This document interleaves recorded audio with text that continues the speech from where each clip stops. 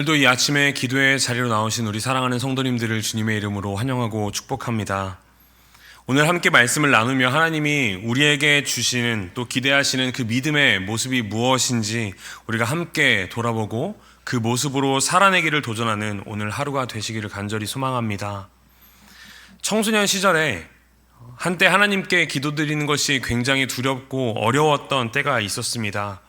왜냐하면 하나님의 대답이 너무 분명하고 너무 뻔하고 당연한데 그것에 순종하기가 두려웠기 때문이었습니다.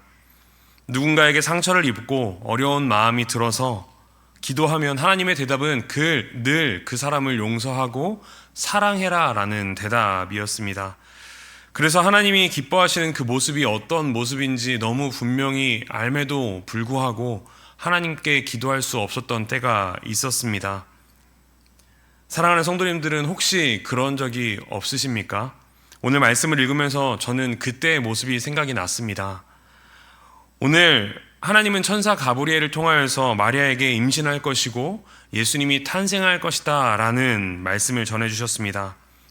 죄인인 저에게 이 소식은 너무 기쁜 소식이었지만 마리아의 입장에서 생각해 보면 사실 이 말씀은 썩 반갑지 않은 말씀일지도 모르겠습니다. 왜냐하면 마리아는 남자를 알지 못하는 처녀였기 때문이었습니다. 당시 이 유대 문화에서 결혼하지 않은 처녀가 임신하는 것은 엄청난 수치였고 신명기 22장 말씀에 의하면 처녀가 결혼하기 전에 임신을 하는 경우에는 돌에 맞아 죽을 수도 있었기 때문에 당연히 임신할 일이 없었던 이 마리아에게 이 소식은 굉장히 두렵고 또 어려운 마음이 들었을지도 모르겠습니다. 하지만 마리아는 이 예언을 듣고 이렇게 반응합니다. 38절 말씀입니다.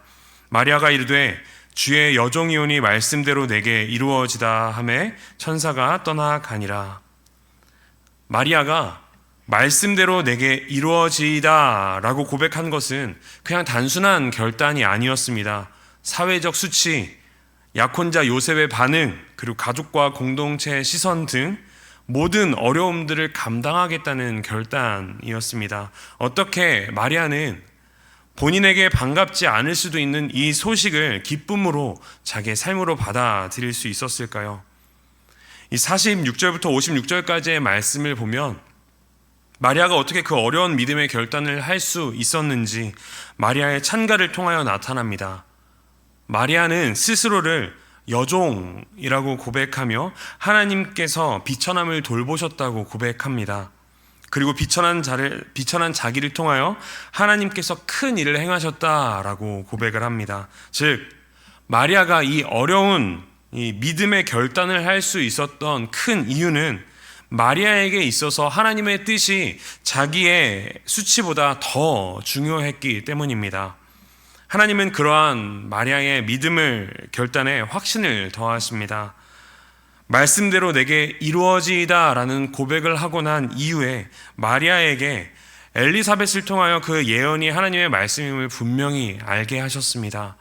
6개월 전에 하나님의 말씀처럼 임신할 수 없을 만큼 늙은 이 엘리사벳이 임신을 하게 되었는데 그 하나님의 말씀을 경험한 엘리사벳이 마리아를 만났을 때 이렇게 고백합니다.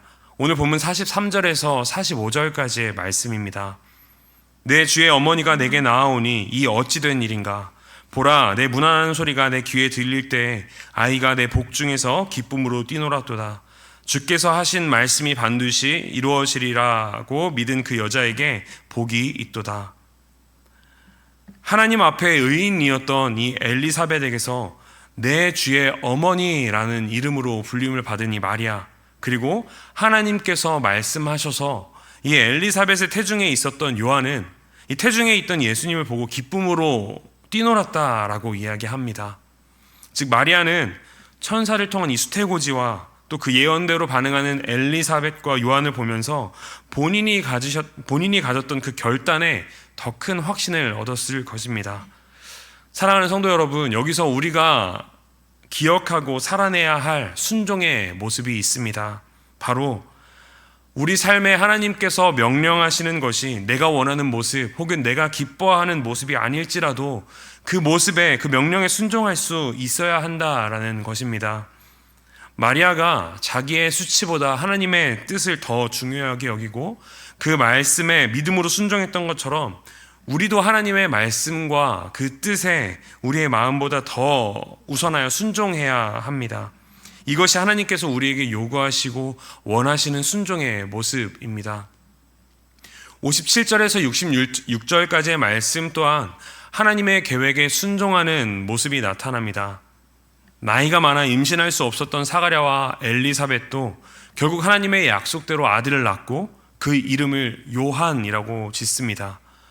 당시 이 관습에 따르면 아버지의 이름을 따라 사가랴라고 이름을 지었어야 했으나 이 엘리사벳과 사가랴는 그 관습을 따르지 않고 요한이라는 이름으로 그 이름을 짓습니다. 그 이름의 뜻은 여호와께서 은혜를 베푸셨다라는 뜻입니다.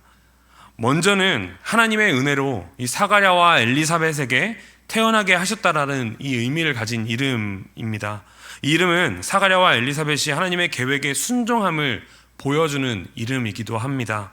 왜냐하면 하나님께서 말씀하신 것처럼 세례 요한은 예수님의 길을 예비하는 자, 하나님의 은혜가 이제 예수 그리스도를 통해 온 인류에게 임할 것임을 선포하는 역할을 감당하는 그 삶을 살아가는 것에서 그 이름의 의미를 가지고 있기 때문입니다. 그리고 67절부터 79절까지를 통해 사가랴는 하나님의 말씀에 순종하여 누리는 그 은혜를 찬양으로 고백합니다. 하나님께서 이루신 구원의 역사와 세례 요한의 사명을 찬양으로 고백하는 것입니다. 사랑하는 성도 여러분, 이 아침 우리의 순종의 모습이 어떠한지 한번 돌아보면 좋겠습니다. 또 하나님이 허락하신 담대함이 있기를 구하는 이 아침이 되기를 소망합니다. 마리아는 하나님의 말씀을 처음 들었을 때 두려웠을 것입니다. 하지만 자신의 수치보다 하나님의 뜻을 더 중요하게 여겼습니다. 그리고 결국 순종으로, 그 순종은 찬양으로 바뀌게 되었습니다. 우리의 삶도 마찬가지입니다. 때로는 하나님의 명령이, 우리가 기도할 때 들리는 하나님의 음성이 우리가 누리고자 하는 안정과 계획을 흔들어 놓을지도 모르겠습니다. 하지만 우리가 마리아처럼 순종하기로 결단할 때 하나님은 우리의 삶을 통하여 놀라운 일을 이루실 것입니다. 간절히 바라는 것은 마리아가 오늘 본문 38절을 통해 고백했던 것처럼 주의 여종이오니 말씀대로 내게 이루어지이다라는 고백이 우리의 삶에 있기를 소망합니다. 그래서 우리의 삶을 통하여 하나님의 놀라우신 그 일들이, 그 계획이, 그 뜻이 이루어지는 일들이 우리 삶 가운데 있기를, 그리고 그것이 오늘 하루 경험되는 삶이 되기를 주님의 이름으로 간절히 소망합니다. 함께 기도하시겠습니다.